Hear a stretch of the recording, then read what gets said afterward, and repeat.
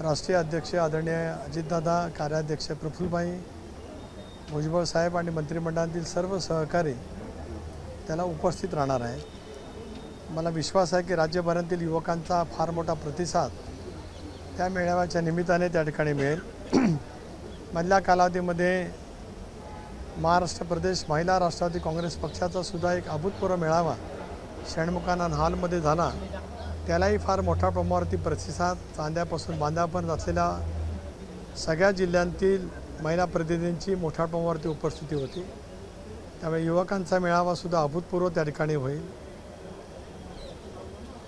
18 तारखेला नवी मुंबईला महाराष्ट्र प्रदेश अल्पसंख्याक सेलच्या वतीने अल्पसंख्याक मेळावासुद्धा आम्ही त्या ठिकाणी आयोजित केलेला आहे। त्यालाही राष्ट्रीय अध्यक्ष अजितदादा आणि मंत्रिमंडळातील सर्व सहकारी त्या ठिकाणी उपस्थित राहणार आहेत। शिवजयंती 19 तारखेला येणार आहे।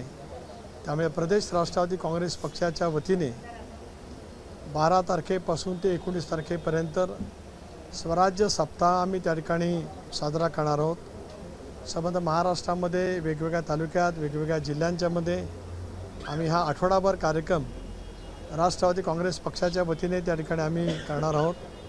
आणि पुणे जिल्ह्यातील ऐतिहासिक असलेल्या किल्ल्यावरून आमची शिवज्योत प्रेरणा स्तोत्र अशा पद्धतीची एक यात्रा निघेल आणि 19 तारखेला हिंदवी स्वराज्याची स्थापना छत्रपती शिवाजी महाराजांनी रायगड किल्ल्यावरती केली त्या ठिकाणी समारोप होऊन प्रदेश राष्ट्रवादी युवक काँग्रेस, प्रदेश युवती काँग्रेस, प्रदेशचा विद्यार्थी संघटन यांच्यामार्फत त्या ठिकाणी तो संबंध सप्ताह हा साजरा केला जाणार आहे।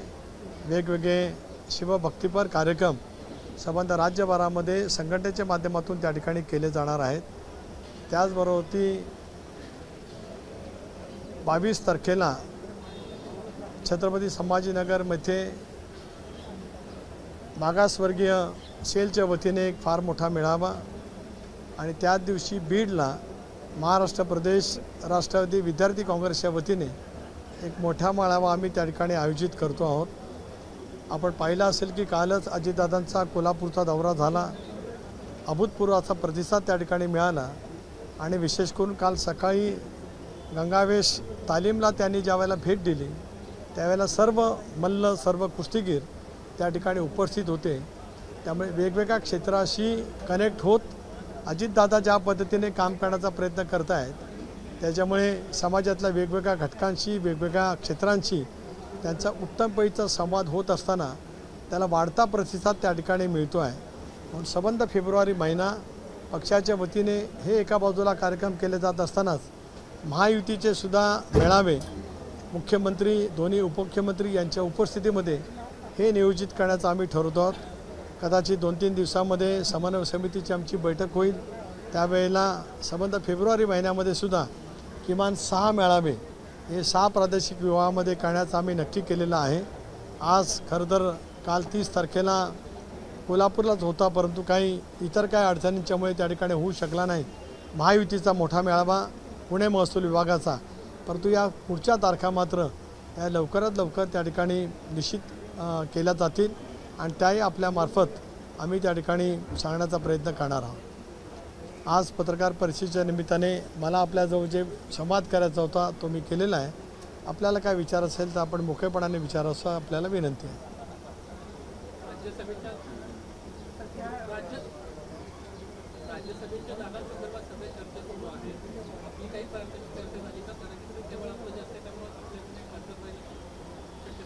निश्चितच राष्ट्रवादी काँग्रेस पक्षाच्या वतीने राज्यसभेवरती एक सदस्य त्या ठिकाणी निवडून येऊ शकतो आहे। त्यामुळे पक्षाचं पार्लमेंटरी बोर्ड लवकरच त्या बाबतीमध्ये बसेल, पण त्याचबरोबर महायुतीमध्ये आम्ही आहोत, महायुतीच्या सर्व घटक पक्षांची सुद्धा आमची चर्चा त्या बाबतीमध्ये होईल। आता प्रकाश आंबेडकरांनी साठी पत्र लिहिले आहेत नाना पटोलेंनी आणि त्यांनी MBA मध्ये सामील केलेले आहेत प्रकाश आंबेडकरांना, हे तुम्हाला कसं वाटतं? नाही, मला माहीत नाही। मी बाळासाहेब आंबेडकरांची गेले कालपर्यंतची वेगवेगळ्या त्यांनी दिलेलं प्रसारमाध्यमाशी मुलाखत असेल, त्यांनी या संदर्भामध्ये त्यांच्या ज्या काही भावना व्यक्त केल्या असतील त्या आजवर मी त्यापर्यंत ऐकत आलेलो आहोत। ऐकत आलेलं आहे.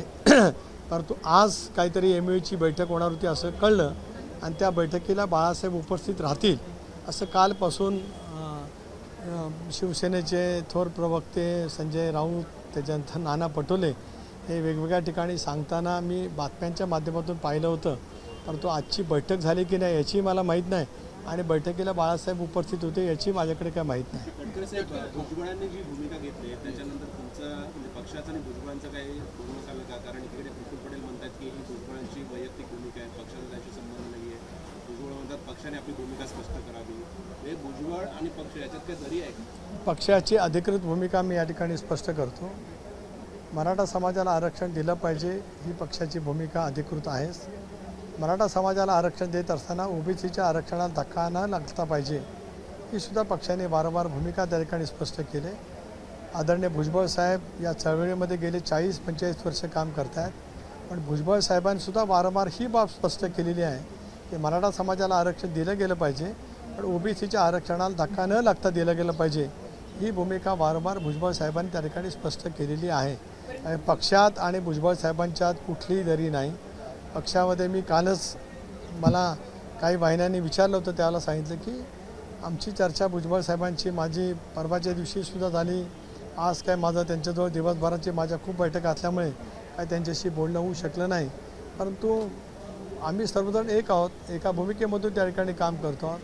आहे महाराष्ट्रामध्ये निर्माण झालेल्या परिस्थितीच्या बाबतीमध्ये त्यांनी भूमिका मांडलेली आहे. ते वारंवार स्पष्ट करतात, मंत्रिमंडळाच्या बैठकीमध्ये सुद्धा सांगतात. परंतु आपण जे म्हणताय तसं वेगळं असण्याचं काही कारण नाही.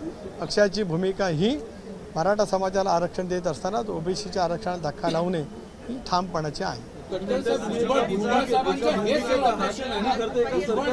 हेच ऑब्जेक्शन आहे की ते म्हणतात की काय की तुमची म्हणतात की हे पक्षाची आपली भूमिका आहे. त्यांनी त्यांचं म्हणावं कुठल्याही प्रकारे बॅकडोअर एंट्री असेल की OBCच्या यांना देणार नाही वगैरे सगळं. भुजबळ हेच विचारताय तुम्हाला. मग तुमच्या पक्षाची भूमिका जर ही असेल तर हे जो आत्ताचा जो संबंध जी अधिसूचना काढली आहे त्याच्यातलं जे बेसिकली जे आता जे सगळे सोयीची जी व्याख्या केलेली आहे याच्यावरच ते जे ऑपरेशन घेत आहे. तर on this point what is your view? त्यांनी पहिलं सांगितलं शिंदे जी कमिटी आहे ती पहिली बरखास्त करा, ही अधिसूचना आहे ती स्क्रॅप करा. Don't you think it is going against a party line? एक असं आहे की या संदर्भामध्ये वारंवार राज्याचे मुख्यमंत्री एकनाथराव शिंदे, देवेंद्रजी फडणवीस, अजितदादा यांनी या बाबतीतली भूमिका स्पष्ट केलेली आहे. मुख्यमंत्र्यांनी वारंवार हे स्पष्ट केलं की भुजबळ साहेबांची आणि त्यांची चर्चा होते, यापूर्वीसुद्धा झाले. मला असं वाटतं की राज्य सरकारचे प्रमुख म्हणून मुख्यमंत्री आणि दोन्ही उपमुख्यमंत्री या संदर्भातली स्पष्टपणाची भूमिका घेतील. त्या सर्वांचा संवाद भुजबळ साहेबांशी नक्की होईल. त्यांनी ज्याची काय अधिसूचनाचा ड्राफ्ट जे काल जे झालं तर तो जो काय त्याच्याबद्दलची भावना मांडलेली आहे. मला असं वाटतं की उद्या मंत्रिमंडळाची बैठक होणार असं ऐकिवात आहे. आणि मी स्वतः रात्री दिल्लीला जाणार आहे. उद्या राष्ट्रपती महोदयांचं अभिभाषण आहे, लोकसभेचं अधिवेशन त्या ठिकाणी सुरू होत आहे. पण त्यांचा या विषयावरती डायलॉग नक्की त्या ठिकाणी होईल आणि त्याच्यातलं स्पष्टता आहे की नक्की आपल्याला त्या ठिकाणी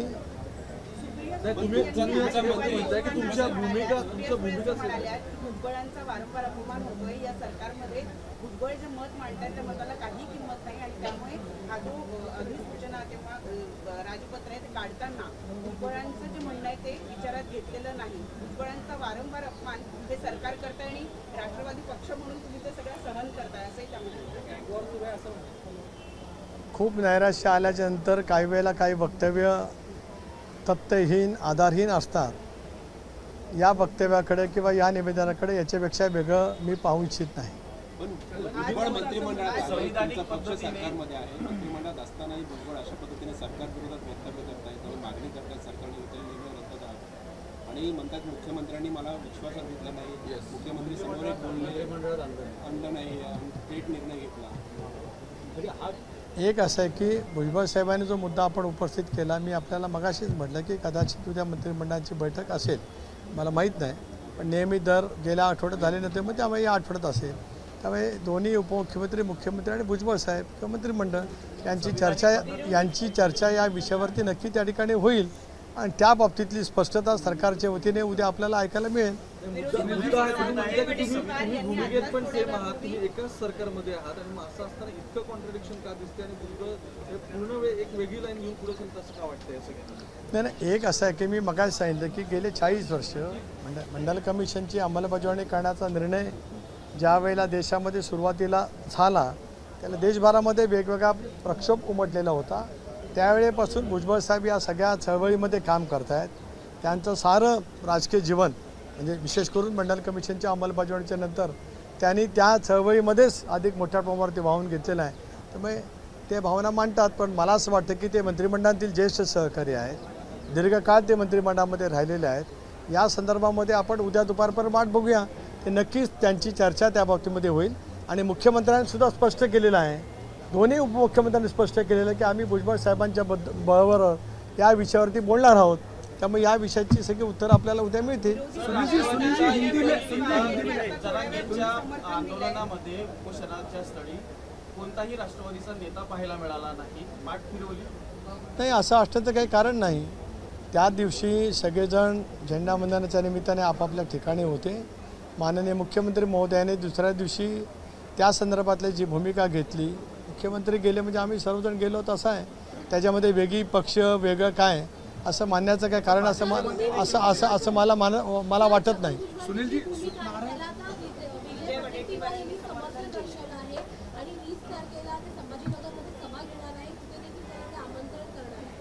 बऱ्याच दिवसांनी विजय वडेट्टीवारांना समजदारपणा भुजबळांच्या बाबतीमध्ये आला, त्याच्याबद्दल मला वडेट्टीवारांचे आभार मानायचे आहे. कारण एका अशाच मेळाव्याच्या नंतर त्यांची कुठेतरी राजकीय बैठक झाली आणि त्या बैठकीनंतर वडेट्टीवारांनी जाहीर केलं होतं की भुजबळांच्या व्यासपीठावरती मी अजिबात चढणार नाही असं वडेट्टीवार बोलल्याचं माझ्या स्मरणात आहे.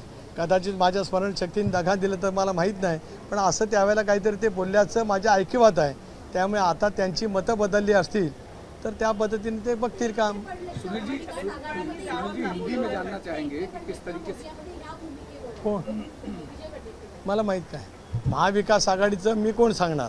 आता महाविकास आघाडीमध्ये वडेट्टीवार एकटे आहेत का काँग्रेस पक्षामध्ये सुद्धा वडेट्टीवार एकटे आहेत.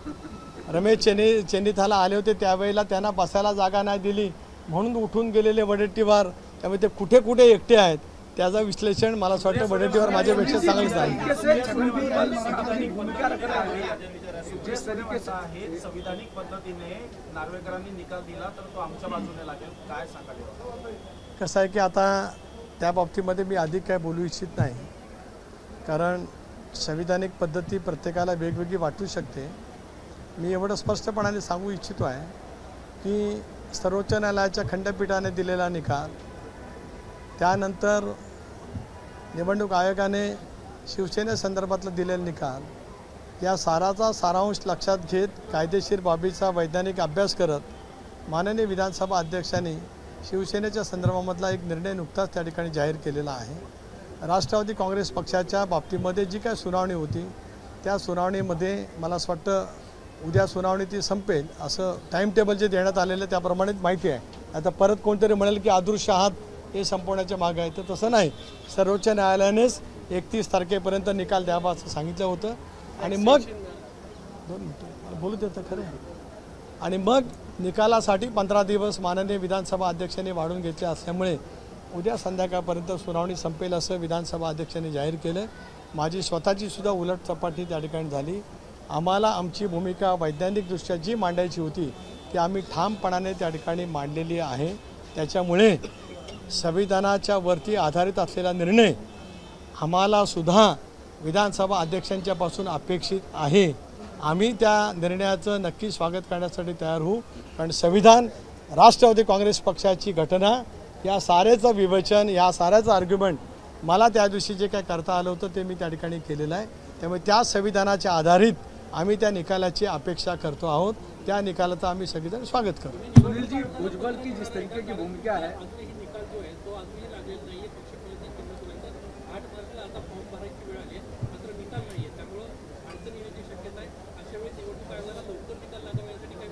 शेवटी निवडणूक आयोगाला या साऱ्या गोष्टीचं माहिती असतेच, कारण शेवटी निवडणूक आयोगच निवडणुका जाहीर करत असतं. राष्ट्रवादी काँग्रेस पक्षाच्या बाबतीतली सुनावणी ही गेल्या डिसेंबर महिन्यामध्येच त्या ठिकाणी संपलेली आहे. ती निर्णयाच्या प्रतीक्षेत त्या ठिकाणी अपेक्षा अशी आहे की भारतीय निवडणूक आयोगाकडनं लवकरात लवकर निकाल त्या ठिकाणी प्राप्त होईल. सुनीलजी, एक clarity पाहिजे होती तुम्हाला राज्यसभेचं. ते तुमचं नाव फ्लोट झालं आहे. You will be also one of the major contender. तर तुम्ही काय you are going to from a backdoor entry or you are contesting Lok Sabha? ज्यांनी कोणी नाव प्रसिद्ध केलं त्यांचा मी आभारी आहे. मी लोकसभा निवडणूक लढण्याच्या बाबतीमध्ये, कारण मी आता लोकसभा सदस्य आहे, आणि मी नक्की हे सांगेन की मी वादळाच्या विरोधात, प्रवाहाच्या विरोधामध्ये जाऊन 2 वेळा लोकसभेची निवडणूक लढवली. एका वेळेला छोट्याशा मताने हरलो, दुसऱ्या खेपेला मोठ्या फरकाने 6 वेळा लोकसभा जिंकणाऱ्या आणि मोदी साहेबांच्या मंत्रिमंडळामध्ये असलेल्या एका मातब्बर नेत्याला मोठ्या मताने हरवून मी त्या ठिकाणी आलेलो आहे. त्यामुळे महायुतीच्या माध्यमातून एकदा जागा वाटप नक्की झालं की अजितदादा आणि आमचं पार्लमेंटरी बोर्ड ठरवेल. माझी लढण्याची इच्छा आहे लोकसभा. त्यामुळे महायुतीच्या माध्यमातून ज्या वेळेला निर्णय होईल त्यावेळेला माझ्या संदर्भातला निर्णय त्या ठिकाणी होईल.